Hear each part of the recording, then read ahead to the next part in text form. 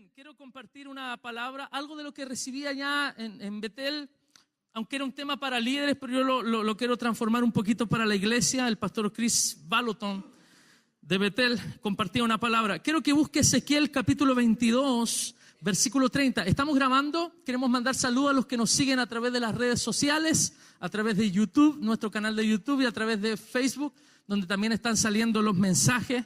Siempre es bueno tomarlo, compartirlo con alguien si usted cree que es de edificación. También a través de la radio, muchos de estos mensajes, hay algunos sábados donde nosotros no podemos ir a la radio o no vamos simplemente. Estos mensajes están saliendo por la radio los días sábados en la mañana y también son de mucha bendición, así que les saludamos a todos ellos. Ezequiel capítulo 22, versículo 30. Versículo 30. Y el nombre del mensaje, yo le ponía como nombre algo muy simple: se busca uno. Diga conmigo, se busca uno. Diga conmigo, uno.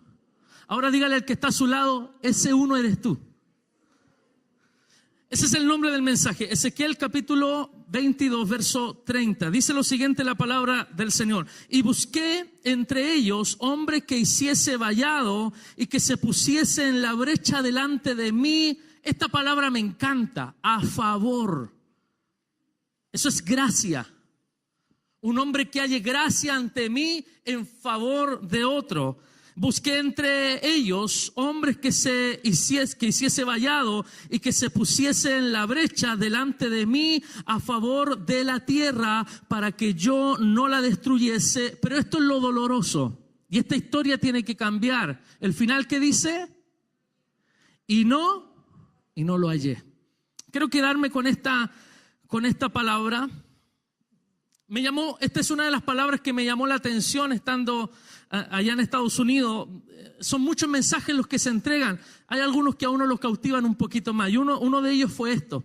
¿Por qué? Porque nosotros estamos en una sociedad y nuestros países viven en sociedades de sistemas de gobierno. No somos monarquías, somos sistemas de gobierno y la gran mayoría de ellos democráticos. Y la democracia consiste en el favor del pueblo, no en el favor de la multitud. Y yo quiero hoy hablar de estas dos realidades. Primero, el individuo y segundo, la multitud. En nuestra sociedad la multitud decide, ¿no? La multitud decide por un presidente, decide por un senador, decide por un diputado, decide por sus alcaldes. Es la mayoría. A veces el individuo cuestiona la mayoría, pero en nuestros países es la mayoría y a través de la mayoría se hacen las cosas que se hacen. Veía los noticieros cómo están impactados en el mundo entero por cómo en Brasil, nosotros vamos a tener harta relación con Brasil. Recuerde que vamos a abrir una iglesia allá. Están comprados los pasajes para ir con los pastores a dejarlo. El pastor Matías, que no está hoy, están en Valdivia. Entonces, en Brasil quedó la embarrada porque ganó, ¿cómo se llama el presidente? Bolsonaro. Cristiano, conservador, la gente lo comenzó a criticar, pero el hombre ganó con una mayoría que hace años, o no sé si nunca se había conseguido esa mayoría con la cual él ganó. El mundo estaba impactado, pero fue la mayoría la que decidió a ese presidente. Bueno para muchos, malo para otros. Allá cada uno tiene su pensamiento, pero pesa la razón de la mayoría. ¿Qué me llama la atención de lo que vemos acá? Es que Dios no buscó una multitud para cambiar las cosas. Y yo quiero decirte, partiendo en esta tarde, que Dios no necesita una multitud para cambiar las realidades. Dios busca a uno. ¿A cuántos busca? A uno. Entonces, Dios no es democrático, porque Él, como yo lo anotaba en mis apuntes, Él no es presidente de presidentes. Él es rey de reyes. Entonces, la presidencia está relacionada con lo democrático, pero el reino no.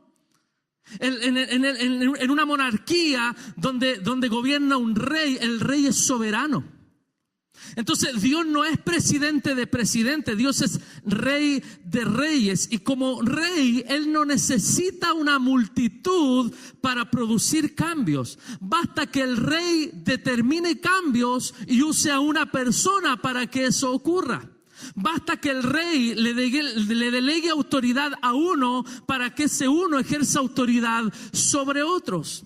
Le estoy hablando hoy a personas que a lo mejor necesitan ver cambios en toda su familia y tú esperas que Dios use una multitud. Pero yo estoy aquí para decirte que hay una promesa sobre ti cuando tú recibiste a Cristo, que ibas a ser salvo tú y toda tu casa.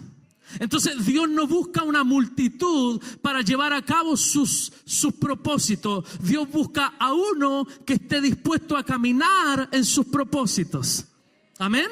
Entonces puede ir anotando algunas cositas a medida que voy hablando, algunos principios para que los tengamos presentes. Dios no depende de una multitud para producir cambios. Dios busca a uno que esté dispuesto a caminar en su propósito.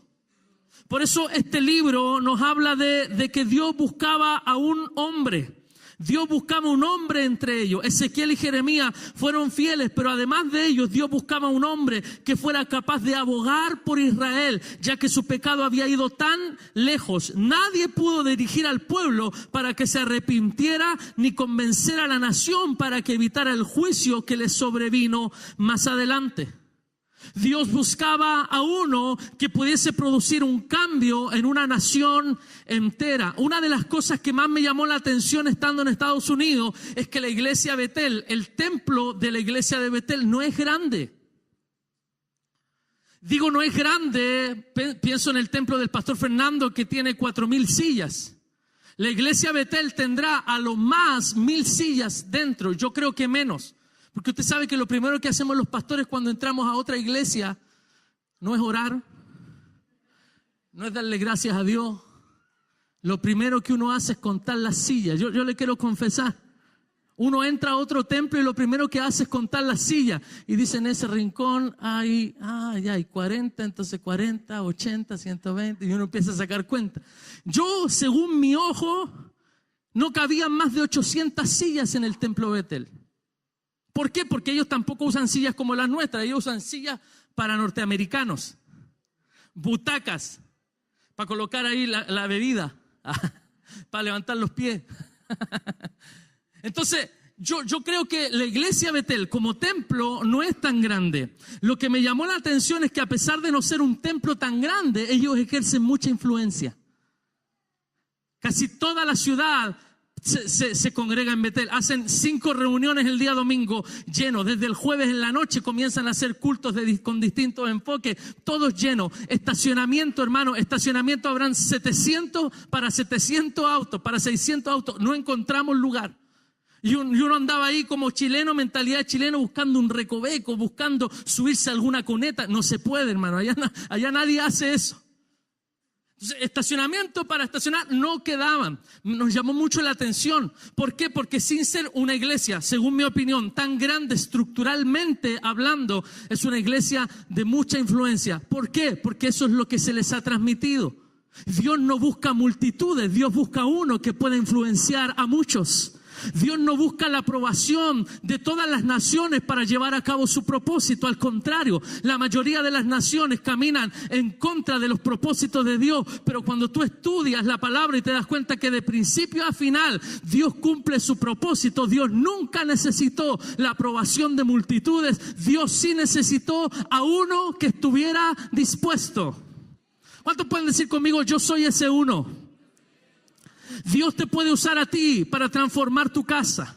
Dios te puede usar a ti, se lo voy a repetir para ver si dice amén.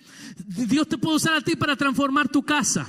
Dios puede usarte a ti para transformar la vida de gente en tu curso, en tu universidad, en tu trabajo, en tu barrio. La gente que te conoce puede ser impactada, no por una multitud, sino por uno con un corazón dispuesto. Alguien le da un aplauso al Señor por esa palabra. Dios buscaba a uno.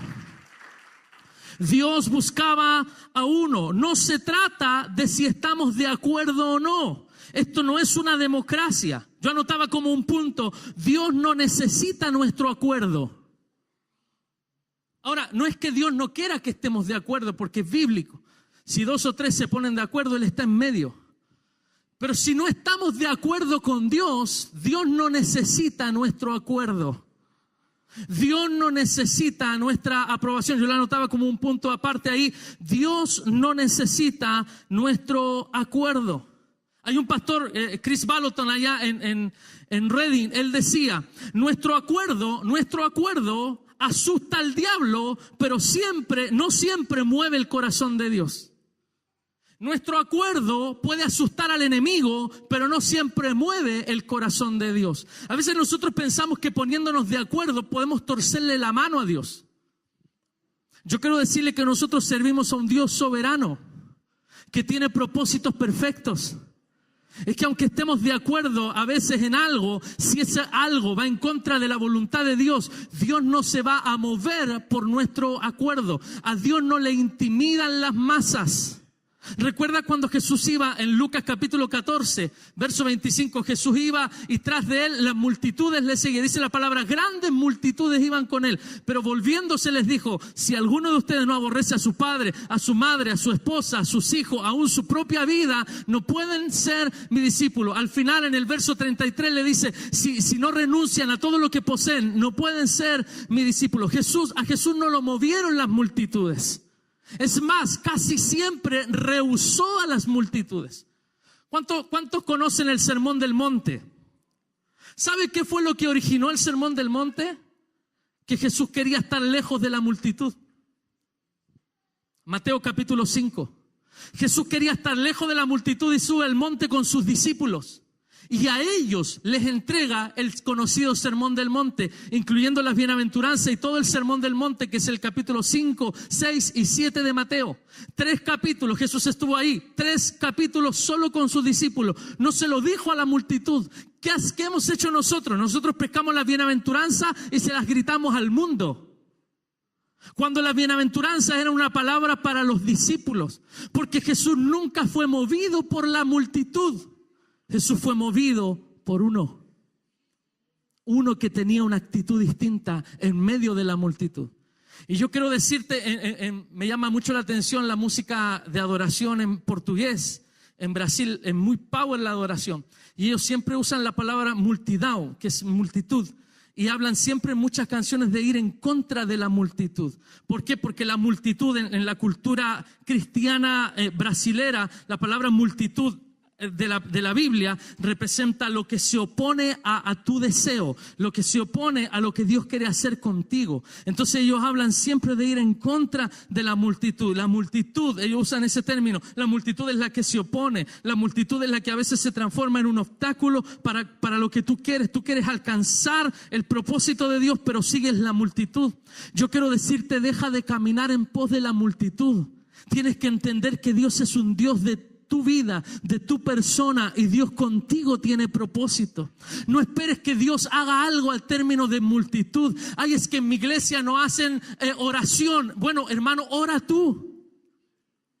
Es que en mi iglesia no hay un ayuno congregacional. Eso es muy moderno, ayuno congregacional. El ayuno siempre fue una instancia personal, individual, de devoción. Y la iglesia ha perdido el principio de ser uno en términos personales, de que Dios me puede usar a mí. Y nos hemos dejado llevar por nuestra cultura democrática y hemos pensado que Dios se mueve de esa manera. Y yo estoy parado en esta mañana o en esta tarde para recordarte, Dios no es movido por las masas. Dios está buscando a uno que se ponga en la brecha en favor de la tierra. Y estoy parado frente a aquellos a cuales les puedo decir con libertad, tú eres ese uno. No esperes que el que esté a tu lado actúe. Dios quiere que tú te muevas, porque si tú te mueves puedes ser el motor para que otros se muevan. No esperes que otro decida por ti. Toma decisiones y un día otros te van a seguir. No esperes que alguien influencie sobre tu vida. Tú levántate y comienza a influenciar a otros. Por eso este pasaje es tremendo. Israel estaba sumergido en pecado y Dios busca a uno. No buscó a muchos. No buscó una multitud, no buscó un pueblo, buscó a uno. Dice la palabra, volvamos a Ezequiel capítulo 22, y busqué entre ellos hombre que se pusiese, que hiciese vallado. Ahora ahí hay una frase, busqué entre ellos. Dios no estaba buscando un superhéroe, Dios no estaba buscando a alguien que venga de otro planeta. Dios estaba buscando a uno entre la multitud. El pueblo estaba pecando, pero Dios buscaba a uno entre ellos. Es que Dios no busca perfectos. Como dijo alguien, Dios no usa perfectos. Dios perfecciona a los que usa. Mucha gente se limita a ser usados por Dios. ¿Sabe? Vas en el metro, Dios te habla, háblale a la persona que está a tu lado. Háblale el plan de salvación. Y nosotros que hemos hecho discipulado 1, discipulado 2, discipulado 3, teología pastoral 1, no sabemos qué decir. Es que yo no soy evangelista. Así como que Dios se equivocó hoy día, me confundió con el Chito, con el pastor Chito. El Chito se para en la calle, ayer estuvimos con él evangeliza a la gente. Señor, ¿me confundiste con el Chito? No, Dios quería usarte a ti en medio de nuestra imperfección, en medio de nuestras debilidades. A veces, como le decía una vez, tú estás en el supermercado abasteciendo tu casa el día domingo o cualquier día vas al supermercado, estás ahí comprando la mercadería, el confort, las cosas para la casa, algo rico para el pastor, no sé, de repente Dios te habla, su chocolatito, alguna cosa para la pastora que está de cumpleaños, no sé, yo digo, algo pueda pasar. Pero de repente tú sientes una voz en el corazón que te pone a alguien, te pone una carga. Dios te dice, no sé, mete un paquete de pañales en... ¿Pañales? ¿Me estás profetizando algo, Señor? No son para ti. Y la pregunta, como dijo una vez un pastor amigo, la pregunta de Dios es, ¿puedo contar contigo?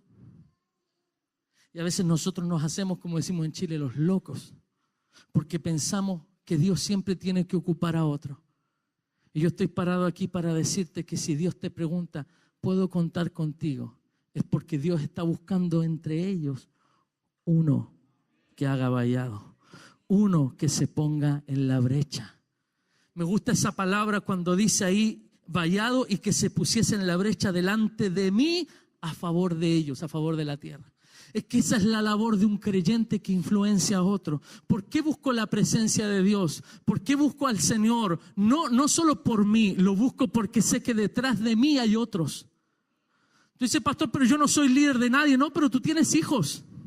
Entonces tú tienes que buscar a Dios, ir a la presencia del Señor para ser uno que pueda influenciar a tus hijos. Entonces tú buscas el favor de Dios para que a través de ti el favor de Dios recaiga sobre ellos. A veces nosotros nos sacamos la chaqueta y decimos, no, pero esta carga es del pastor, esta carga es del líder, esta carga es de... No, escúcheme bien lo que le estoy diciendo. Dios a veces coloca una carga sobre ti que pareciera que es de otro, pero Dios te la está dando a ti porque Dios te quiere usar a ti. Pastor, pero yo llevo poquito tiempo en la iglesia. Pero si a Dios no le importa que tú lleves poco tiempo en la iglesia. Tú puedes ser un recién convertido, que puedes volver a tu casa y como lo hizo el endemoniado gadareno, que Jesús no lo dejó subir a la barca, sino que le dijo, no, anda y ve con los tuyos y dile las grandes cosas que Dios ha hecho contigo. No necesitas teología 1, teología 2, teología 3. Tú tienes que volver a tu casa y a través de ti otros van a saber que Dios hace grandes cosas. Buscamos a Dios por eso. Me llama la atención esta palabra. Entonces, dice la palabra que se pusiese en la brecha delante de mí. Dios busca hombres que se pongan delante de Él. Alineados con Dios. Pero delante de ti, por ti, no. Delante de ti, ¿en favor de quiénes? De otro. Para que yo no los destruya y no lo hallé. Y no lo hallé. Por ejemplo, Jeremías, busque por favor en su Biblia el libro de Jeremías, capítulo 1. Jeremías capítulo 1, verso 5. Mira lo que dice la palabra, a ver si la recibes. Antes que te formase en el vientre te conocí, y antes que nacieses te santifiqué y te di por profeta a las naciones. Los teólogos critican o no critican, pero se burlan de Jeremías. Dicen que Jeremías era el profeta llorón, ahí andaba llorando, sí, pero a ver si nosotros hubiésemos asumido el llamado que asumió Jeremías. Jeremías era uno que proclamaba una palabra contracorriente. El pueblo caminaba hacia allá, Jeremías venía de vuelta. El pueblo caminaba hacia acá, Jeremías iba hacia allá. El mensaje de Jeremías era un mensaje contradictorio al mundo en el cual él estaba presente. Jeremías comenzó a decir, si ustedes no se arrepienten de su pecado, va a venir un tiempo donde Dios nos va a llevar cautivo y va a ser producto de su pecado, pero si ustedes se arrepienten, entonces Dios va a pasar por alto este tiempo de pecado. Pero el pueblo no quiso escuchar a uno, pero Dios levantó a ese uno y le da propósitos desde antes que nazca. Y yo estoy parado aquí para decirte que Dios no está jugando contigo ni improvisando contigo. Antes que tú nacieses, Dios te dio propósito. Antes que te formases en el vientre de tu madre, Dios ya tenía propósitos contigo. En la palabra para Jeremías era yo te di por profeta a las naciones. Yo le decía a alguien el otro día, yo soy pastor, predico la palabra, escribí un libro, estoy escribiendo otro, me gusta enseñar, me gusta la música. Yo no nací para otra cosa. No hay nada más que me llene el corazón que pararme y predicar la palabra, que enseñar la palabra, que aconsejar, que ver la vida de hombres y mujeres transformada. No hay nada que me llene más. Yo entiendo que nací para esto y hay mucha gente que aún no descubre para qué Dios te formó. Pero yo quiero decirte y adelantarte un poquito, Dios no está jugando contigo, Dios no está apostando contigo, Dios no está improvisando contigo. Si tú naciste, no importa por la situación por la que llegaste al mundo. Hay aquí a lo mejor personas que dicen, pastor, si usted supiera, yo nací producto de una violación. A mí no me importa, a Dios no le importó eso. Dios permitió en su soberanía, extraña soberanía, Dios permitió que eso ocurriera para darte vida, para formarte en el vientre de tu madre y para un día llamarte y recordarte que Dios no necesita a muchos, Dios te está buscando a ti. Aleluya. Alabado sea el Señor. Este hombre Jeremías fue tremendo. Te di por profeta a las naciones. Te di por profeta a las naciones. En el capítulo 5 vemos la impiedad de Jerusalén y de Judá y vemos cómo Dios usa a Jeremías para poder llamar al pueblo la atención. Es que Dios no necesita a muchos. Dios está buscando a uno. Escucha esta frase simple. Una persona puede cambiar la historia. Una persona. Le conté hace tiempo atrás cómo ya más de 60 años atrás esta mujer caminaba por las calles de Santiago, a veces en un estado de embriaguez, una mujer que trabajaba con sus manos, que cuidaba un pequeño de 6 años de edad. Ese pequeño creció entre cajones de tomates, entre medio durmiendo en un carro, en un triciclo de estos, para trasladar cosas. Una mujer de trabajo sola con este pequeño. Esa mujer sufrió violencia, tuvo que enfrentar situaciones de riesgo, cayó en el alcohol y de repente va caminando. Este hijo se enferma, 6 años, se enferma, una especie de leucemia, desesperada entra a una iglesia. En aquellos años una iglesia pentecostal, entra a la iglesia, pasa al frente, busca una oración, el pastor llama a los ancianos de la iglesia para orar por ella. Esa mujer se entregó al Señor, ese hijo fue sanado. Nadie en la familia era cristiana, esa mujer se entregó al Señor en medio de su situación, en medio de su pecado, en medio de sus vicios y a través de la decisión de ella, Dios sanó a ese pequeño. Esa mujer fue mi abuela. Ese pequeño de 6 años era mi padre. Nadie era cristiano. No venimos de una casta de cristianos. Mi abuela fue una mujer que luchó con el alcohol, que trabajaba sola, que sola criaba a mi papá. Pero ella un día tomó una decisión y esa decisión no solo la transformó a ella, no solo lo sanó a él, sino que ahora está su nieto parado predicando, sus bisnietos, sus tataranietos. Y no pensó nunca que la decisión de uno marcaría todas sus generaciones. Yo quiero decirte, no importa si estás solo, no importa si tu esposo dejó de caminar, no importa, digo caminar, lenguaje evangélico, diccionario Canuto, caminar es servir a Dios, ¿no? Dice, si dejó de caminar, ¿cómo no va a importar? No importa si dejó de servir a Dios. No importa si antes venías con toda tu familia, vas quedando solo, vas quedando sola. Yo quiero decirte, no te detengas. A ver si alguien recibe esa palabra. No te detengas. Sigue perseverando, sigue dando la batalla, porque así como Dios lo hizo en mi familia a través de mi abuela, Dios lo puede hacer contigo a través de ti. Antes venías tú con tu esposo, con tus hijos, con tus nietos. Ahora te ves en la iglesia, estás solo, estás sola. No importa. Dios tiene un propósito contigo y a través de ti Dios va a hacer una obra. Dios no está esperando la aprobación de todos. Dios está esperando que tú digas, como lo dijeron estos grandes hombres de Dios: heme aquí, envíame a mí. Aleluya, alabado sea el Señor. Me impacta esta palabra. Anote ahí, por favor, Dios necesita a uno, pero dispuesto. Yo creo que esa última palabra es la que nos mueve el piso.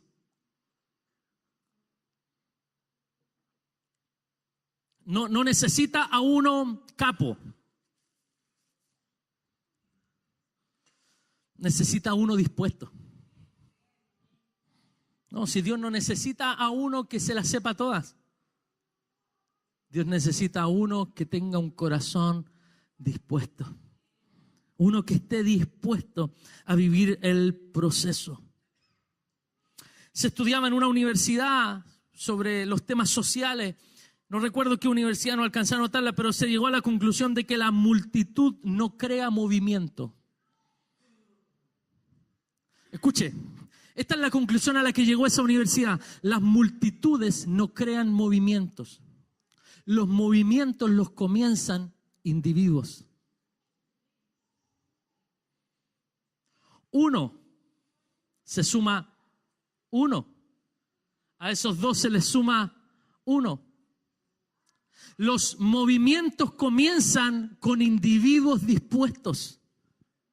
¿Qué esperamos nosotros? Pasamos por etapas. La iglesia evangélica en Chile pasó por etapas. Entonces a veces nos movíamos por olas que llegaban a Chile. Entonces en los años 80, no sé, la ola de la liberación, Carlos Anaconte, todo el mundo se movía bajo la ola, campañas de liberación. Nunca antes habían habido tanto endemoniado en la iglesia como en los 80. Después vino la onda de la unción, Benny Hinn y todos estos hombres de Dios que Dios los usaba. Después estudiamos sobre Kathryn Kuhlman y nos metimos en la onda de la unción y de la unción. Pero de repente pasan las modas y las modas de verdad comienzan a pasar. ¿Por qué? Porque al final son movimientos donde va una multitud. Pero las cosas que realmente impactan las comienza un individuo. Por ejemplo, la Reforma. La Reforma protestante la comienza un individuo. Un individuo que fue a Roma y que no logró comprender, siendo un sacerdote católico, Martín Lutero, no logró comprender lo que estaba viendo. Ese hombre se rebela contra la iglesia y comienza la Reforma protestante, y gracias a eso, de alguna manera, nosotros estamos acá establecidos como iglesia protestante y evangélica.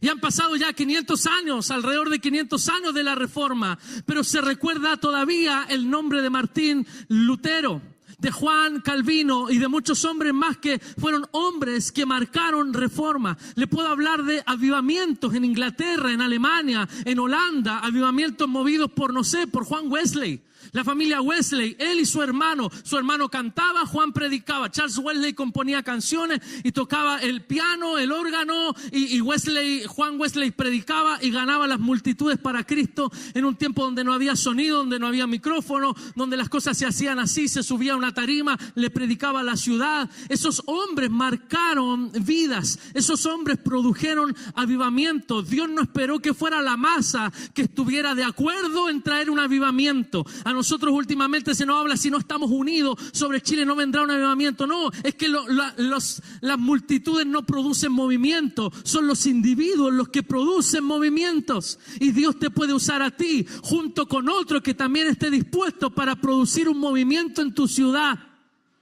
en tu nación, en tu colegio, en tu universidad. Dios nos puede usar a nosotros. Dios necesita a uno que esté dispuesto. Alguien comenzó en Estados Unidos, ¿cierto?, la conocida Revolución Pacífica. Nadie creía en él, Martin Luther King. Nadie creía en él, era un hombre protestante, era un hombre de Dios. Y él comenzó una que se llamó la Revolución Pacífica. Todo el mundo le decía, las multitudes le decían, las revoluciones no son pacíficas. Él dijo, yo voy a hacer una revolución pacífica. La conocida charla de Tengo un sueño, I have a dream. Tengo un sueño. Y él se imaginaba los Estados Unidos. Él se imaginaba un día donde los blancos con la gente de color pudiesen entrar al mismo baño, pudiesen ocupar las mismas salas de clase, en un tiempo donde había discriminación. El hombre comenzó lo que nadie creyó, solo él creyó que podía ser una revolución pacífica. Hasta hace poco Estados Unidos llegó a tener su primer presidente de color. Eso es gracias a un hombre que un día dijo, yo voy a hacer lo que nunca se ha hecho. Me han dicho las multitudes que las revoluciones son con armas, las revoluciones son con muerte. Yo voy a levantar una revolución pacífica. Y fue esa revolución la que transformó los Estados Unidos y la volvió la nación más importante del mundo en todas las áreas, una nación protestante en su mayoría. Me llama la atención cómo nace de un hombre. Yo quiero decirte, a veces Dios te da sueños, a veces Dios te da diseños de hacer cosas que nadie ha hecho, pero ¿qué hace la multitud? La multitud te dice, no lo haga, no se puede. Pero si Dios te dio un diseño, si Dios te dio un proyecto, comienza a hacerlo porque Dios te lo dio a ti, porque tú estabas dispuesto a llevarlo a cabo. ¿Por qué tenemos que hacer lo que la gran multitud hace? Martin Luther King se levanta, revolución pacífica, cuando no había una multitud que lo apoyara. Debemos aprender a empujar la historia y habrá movimiento. Es que la historia la escribimos nosotros. ¿Cuántos de los que están aquí vienen de una historia familiar de adulterio? Tu bisabuelo, en el diccionario aparece la palabra adulterio y aparece la foto de tu bisabuelo. Después renovaban el diccionario, aparecía la foto de tu abuelo, la foto de tu padre. Ahora está en riesgo que aparezca tu foto. ¿Por qué? Porque nos han convencido de que tenemos que vivir de acuerdo a la corriente con la que vinimos. Yo quiero decirte que Dios te levantó a ti.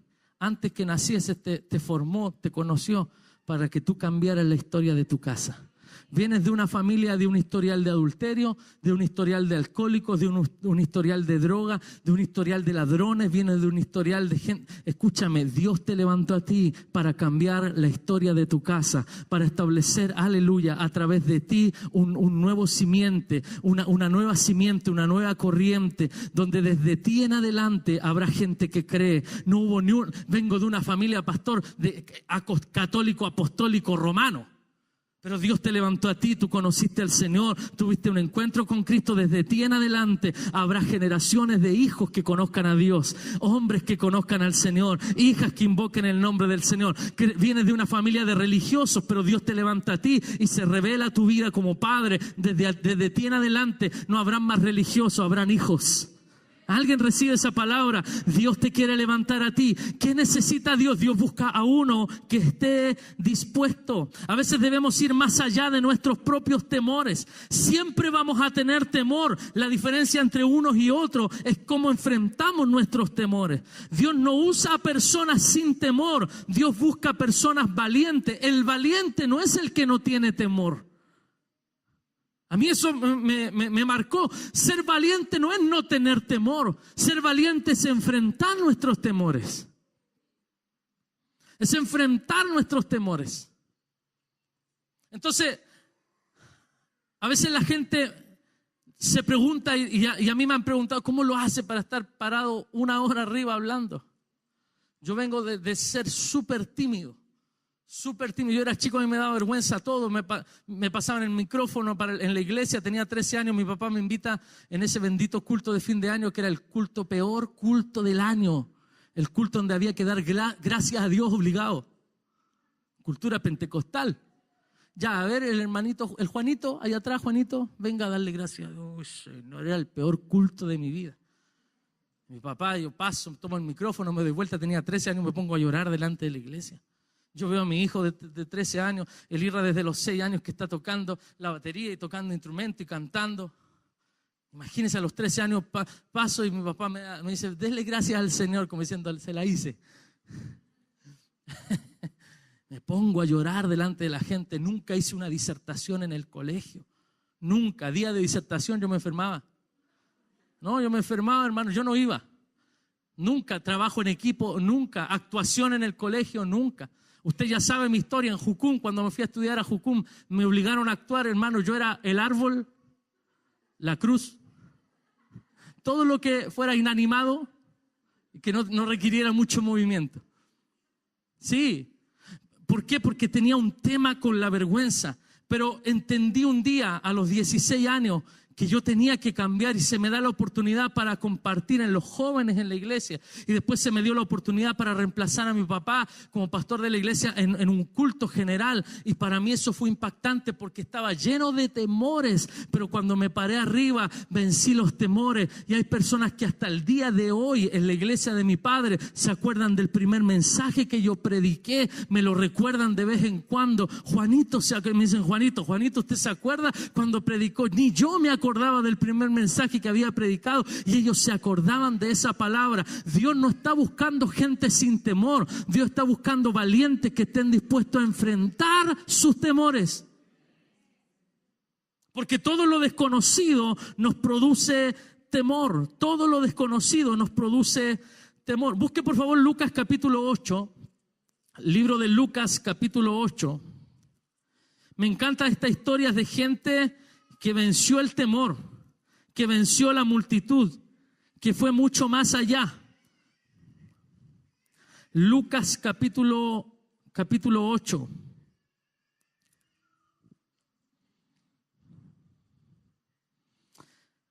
Verso 43 dice, pero una mujer que padecía de flujo de sangre desde hacía 12 años y que había gastado en médicos todo cuanto tenía, por ninguno había podido ser curada. Dice, se le acercó por detrás y tocó el borde de su manto y al instante se detuvo el flujo de su sangre. Pero escuche esto que me llama la atención. Entonces Jesús dijo, ¿quién es el que me ha tocado?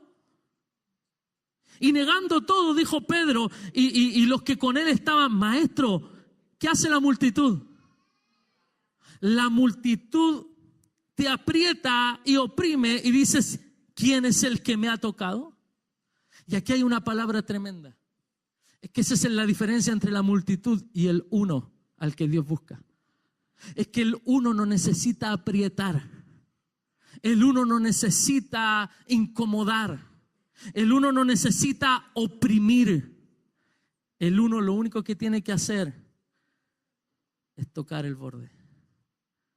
La multitud oprime pidiendo un favor. La multitud lo agolpaba, la multitud lo oprimía, iba caminando, las multitudes le oprimían. Pero hubo una mujer que decidió meterse entre medio de la multitud con flujo de sangre. 12 años que llevaba con flujo de sangre. Usted lo decía en un mensaje el otro día. El número 12 es el número del reino. Aquí aparece en este pasaje 2 veces el número 12. La mujer que llevaba 12 años con flujo de sangre y en este caso la hija de Jairo que también tenía 12 años. Es en el mismo párrafo en donde aparece la misma historia, donde aparece el mismo número, porque el número 12 es el número donde se manifiesta el reino de Dios. A los 12 años de estar enferma, esta mujer fue sanada. A los 12 años esta niña fue resucitada. Cuando uno ve la historia, el número 12 es el número de la manifestación del reino.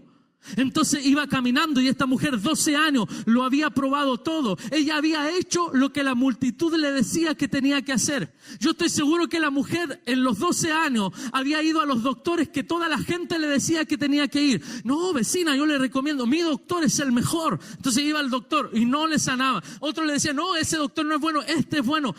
Mire, se hizo una encuesta a nivel nacional y este es el mejor doctor. Las multitudes decían que ese era el mejor doctor, pero no le sanaron. Un día ya entendió que tenía una oportunidad, pero en esa oportunidad ella tenía que meterse entre la multitud. La multitud era una muralla, la multitud no la dejaba pasar, ella estaba inmunda, ella no podía tocar a la gente, pero ella decidió vencer sus temores y decir, yo necesito aprovechar esta oportunidad. Todos le oprimen, pero nadie conseguía algo de Jesús, pero ella va en medio de la multitud, pasa entre medio de la multitud, permiso, correteando a otro, llega delante de Jesús y lo único que hace es tocar, rozar el borde de su manto, y esa mujer fue sanada. Tan impactante fue para Jesús lo que una mujer hizo, que lo sorprendió en medio de la multitud. Él se atrevió a preguntar, parar y decir, espérate, alguien me ha tocado. Los discípulos le dicen, pero ¿qué estás diciendo? Todos te oprimen, todos quieren algo de ti, tú dices, ¿quién me ha tocado? Y Jesús entendía que ella lo había tocado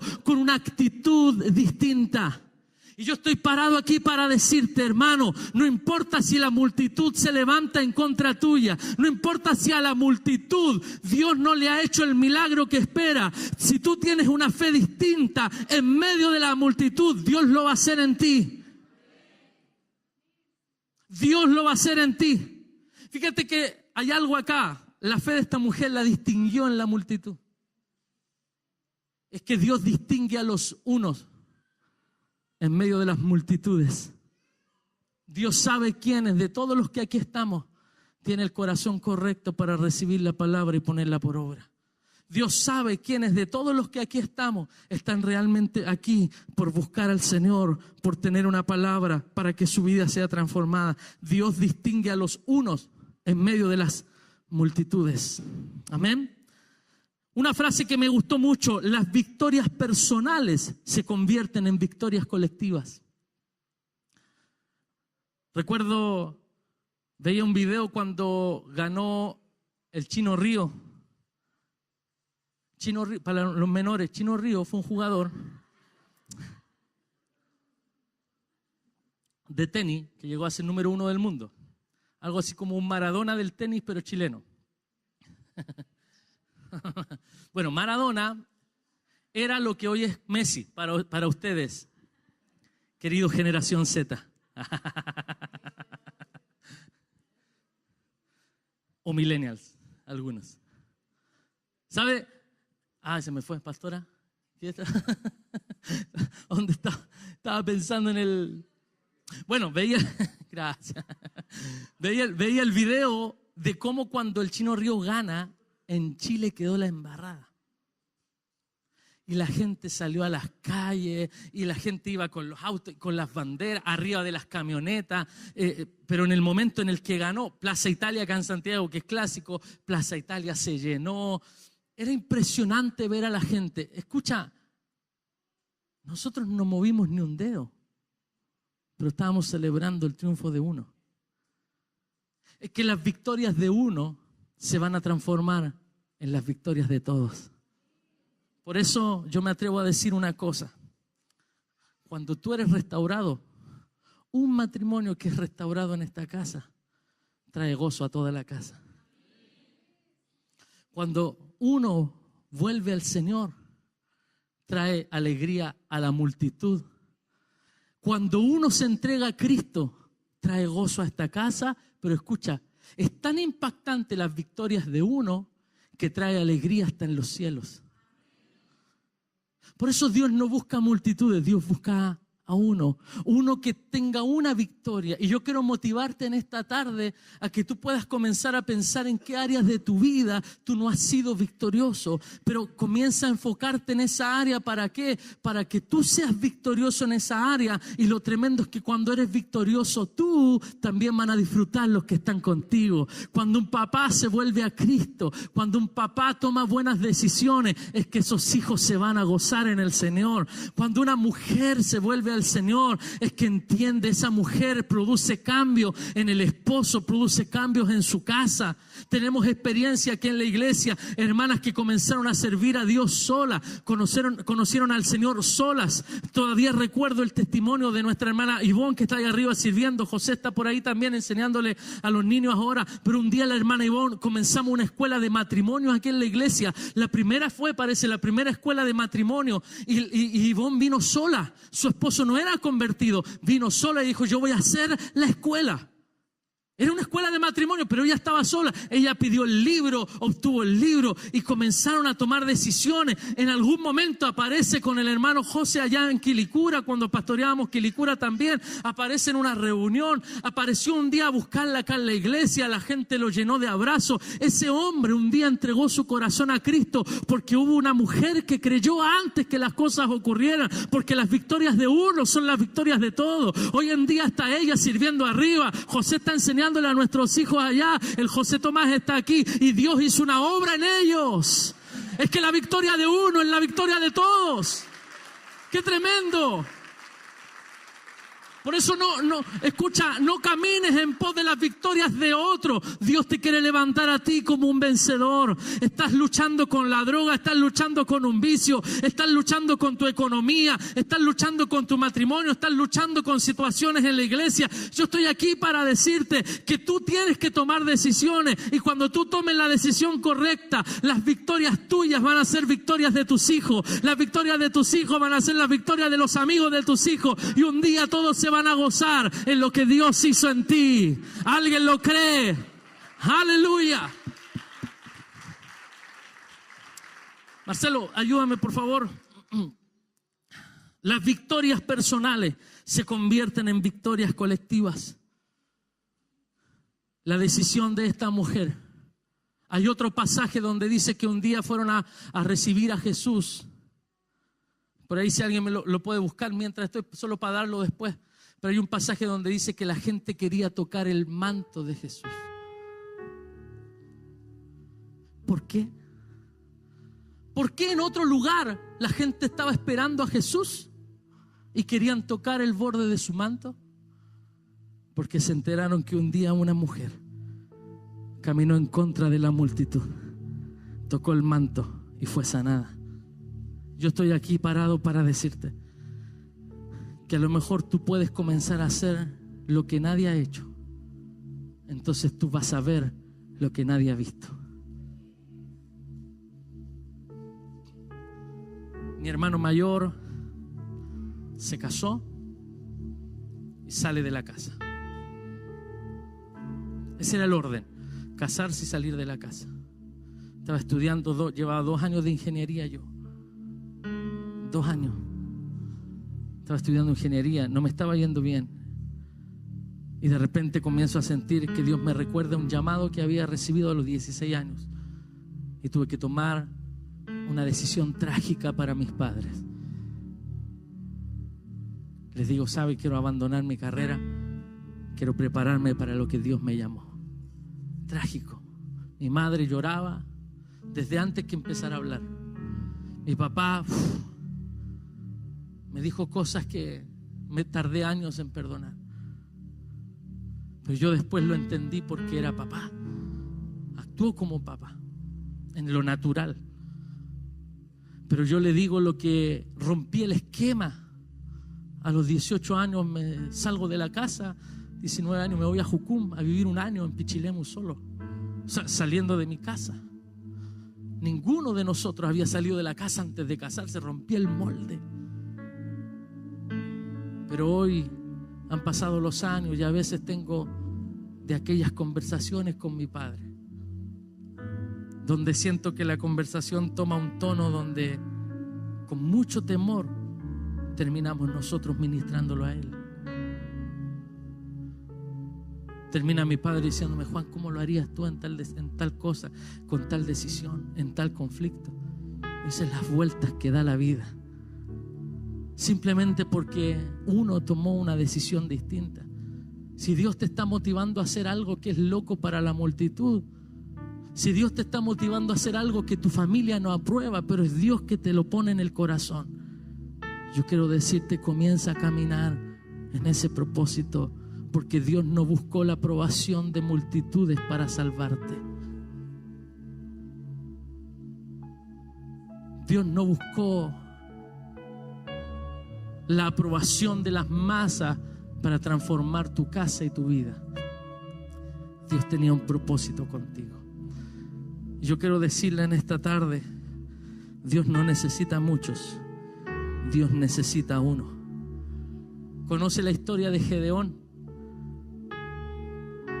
Gedeón era un hombre temeroso, sí, pero Dios le habla, eres valiente. Y lo pone a prueba y le pide confirmación una y otra vez, porque a veces tenemos que rendir nuestros temores delante del Señor. Pero Dios saca a un hombre de estar trabajando en el campo y lo coloca como comandante de un ejército. Llegó a ser un hombre tan influyente que el pueblo, cuando peleaba, gritaba por Jehová y por Gedeón.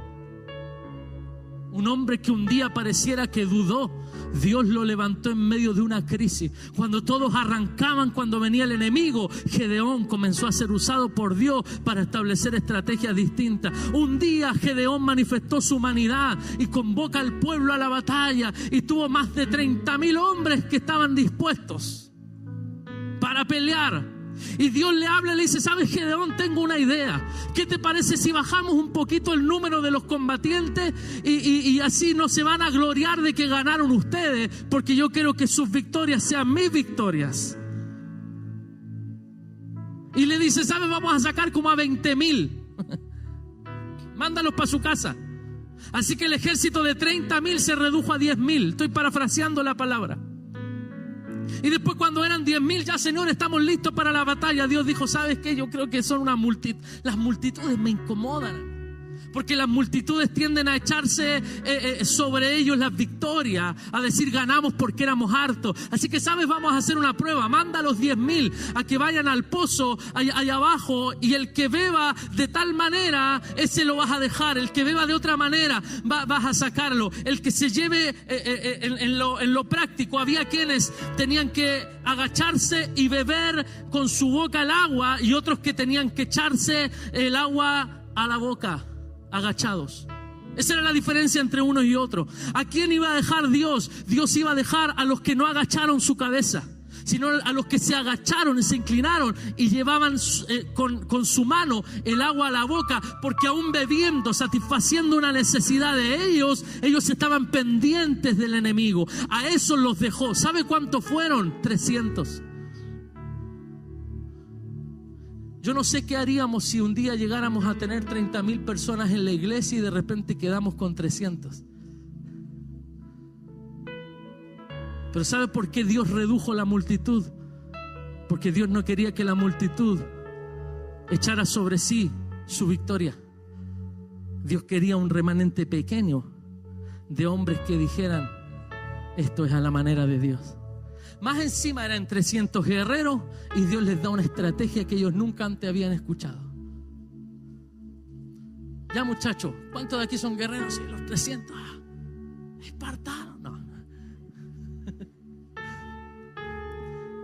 Y le dice: ya, vamos a pelear de tal manera. Mira, tienen que tener una trompeta en la mano, una vasija en la otra. Vamos a gritar. Más encima Dios te da una estrategia que no es la estrategia que tú aprendiste.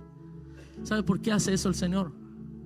Porque Dios quiere darnos a entender que no necesita multitudes para darnos victoria. Dios necesita individuos que le crean a lo que Él está queriendo hacer. Yo quiero invitarle que se ponga de pie, por favor. Lo manda a prender velas, a tocar trompetas, a romper vasijas. Mira la estrategia de Dios.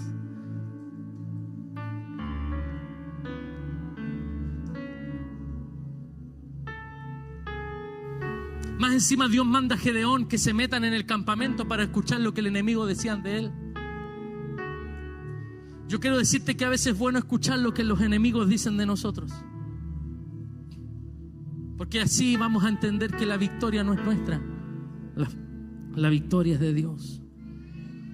Estos hombres que crearon, los que hicieron la primera prueba con el avión, nadie creía en ellos, eran hermanos, nadie creía en ellos. Hay algunos que dicen que eran cristianos, que los echaron de su iglesia por decir una herejía, que el hombre podía volar. Esos hombres marcaron la historia. Yo viajé ahora no sé cuánto, hermano, horas de una ciudad a otra, y después el cambio hacia Santiago, horas. Esos hombres, ¿sabe cuánto volaron? 12 segundos. Y marcaron la historia. 12 segundos lograron planear, 12 segundos. Ellos volaron. Hoy para nosotros, ¿pero qué es 12 segundos? 12 segundos que se tarda algo en cargar en el celular y nos desespera. Esta cuestión la voy a botar. Se demora 12 segundos. No carga el tiro. Esos hombres volaron 12 segundos. Transformaron la historia.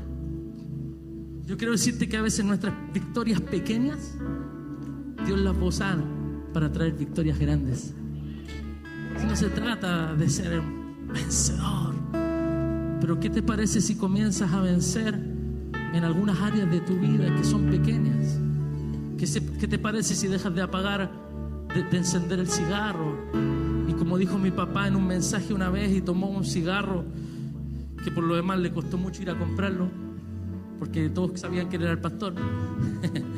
Mi papá fue a comprar un cigarro a la esquina de la casa pero don Ignacio, es para una prédica. Pesca el cigarro y llama al hermano más grande de la iglesia. Le tira al piso y le dice: recógelo. Y el hermano se agacha a recoger el cigarro. Mi padre dice: qué increíble saber que esto que mide tantos centímetros y que pesa no sé cuántos gramos, tiene la capacidad de llevar al piso a un hombre que mide 1,90 m y que pesa no sé cuántos kilos. Cómo esto tiene la capacidad y el potencial de destruir la vida de gente, familias enteras. ¿Sabe? Un pequeño cigarro puede ser una gran victoria, pequeña para otro, pero a lo mejor una gran victoria para ti. Hay cosas que Dios está queriendo hacer en nosotros, son pequeñas, pero a la larga, escuche, van a traer grandes victorias. Quiero destacar lo último que anotaba. Libro de los Hechos, capítulo 17, pero yo se lo voy a leer. Usted quédese de pie solamente. Pensaba en aquellas cosas que enfrentó Jesús con poca gente. Se quedó con pocos discípulos. Los discípulos, los 70, lo abandonaron. Se queda con los 12. Lo abandonaron porque decían: la palabra que predica es tan dura. Lo abandonaron. Se queda con los 12 y a los 12 le dice: ustedes también se quieren ir. Pero ¿a quién iremos si tú tienes palabras de vida eterna? Conocido ese pasaje. Pero qué increíble saber cómo estos hombres, un grupo de 11 hombres en lo particular después, ellos transformaron el mundo entero. Porque Dios no necesitó una multitud de discípulos para transformar el mundo. Dios necesitó a 11 hombres que estuvieron dispuestos a dar sus vidas por la causa. Entonces los judíos, dice Hechos 17, que no creían, teniendo celo, tomaron consigo algunos ociosos, hombres malos, y juntando una turba alborotaron la ciudad y asaltando las casas de Jasón, dice, procuraban sacarlos del pueblo, pero no hallándolos, dice, trajeron a Jasón y a algunos hermanos ante las autoridades de las ciudades gritando: estos que trastornan el mundo entero también han venido acá. Estos planet shakers, ¿no? Removedores del planeta, que trastornan el planeta. Eso es lo que debemos ser nosotros. Dios no necesita una multitud para estremecer los cimientos de tu familia. Dios te necesita. Dios no necesita una iglesia, una mega iglesia para estremecer los cimientos de una ciudad. Dios necesita un hombre que se ponga en la brecha. Dios necesita una mujer que esté dispuesta a ir en contra de la multitud y tocar el borde del manto. Dios necesita un Gedeón que, quedando con poco, obtenga tantas victorias. Esto no se trata de mucho, se trata de disposición. Dios te quiere usar a ti. Quiero invitarle que cierre sus ojos un momento y quiero hacerte una simple pregunta. Vamos a ministrar la cena del Señor después, pero escucha, quiero hacerte una pregunta. ¿Cuántos de los que están aquí en su íntima, en su pensamiento interno, sientes que no eres capaz de hacer lo que Dios te está diciendo que tienes que hacer? yo siento que con esta pregunta estamos calando profundo en el corazón de algunos que tienen tan claro aquello para lo que Dios los llamó, pero está lleno de miedos y de temores. Y yo quiero decirte, ¿cuál es tu miedo? ¿La economía? Déjasela al Señor. ¿Cuál es tu miedo? ¿El fracaso? Dios es experto en usar a fracasados, porque su poder se perfecciona en nuestra debilidad. Es que Dios no está buscando ni eligió entre el pueblo a los más maestros para ser sus discípulos. Dios escogió a los menospreciados. Dios escogió a lo vil del mundo para avergonzar a los sabios. Y yo quiero decirte, es verdad que no somos los más ricos de la sociedad, es verdad que no somos los más cultos de la sociedad, es verdad que la iglesia está ubicada en un lugar que no es el mejor de la sociedad, pero Dios nos ha elegido a nosotros para estremecer los cimientos de nuestra casa, los cimientos de nuestras ciudades, los cimientos de nuestra nación. Aleluya. Yo quiero decirte y quiero preguntarte, ¿hay alguien aquí que sienta que es tan débil que no puede? Yo quiero que tú levantes tus manos al cielo. Por favor, rápido. Recuerda que no soy evangelista, así que no pregunto mucho. No tengo esa capacidad de convencimiento. Si hay alguien aquí que sienta que el llamado de Dios sobre su vida es tan grande y tú te sientes tan insignificante y tan pequeño para esa labor, yo quiero preguntarte, quiero que levantes tu mano y reconozcas delante del Señor: Señor, me siento tan pequeño, pero yo hoy declaro que yo soy uno en medio de una multitud, y hoy he entendido que no necesito la aprobación de la multitud para levantarme en tu nombre. Yo no sé si hay alguien que ahí pueda levantar su mano y creer esta palabra. No necesitamos la aprobación de todos para hacer lo que Dios nos llamó a hacer. No necesitas la aprobación de tu jefe para renunciar a tu trabajo y comenzar tu propio negocio. No necesitas la aprobación de tu familia para comenzar a vivir y dedicarte al llamado que Dios te ha dado.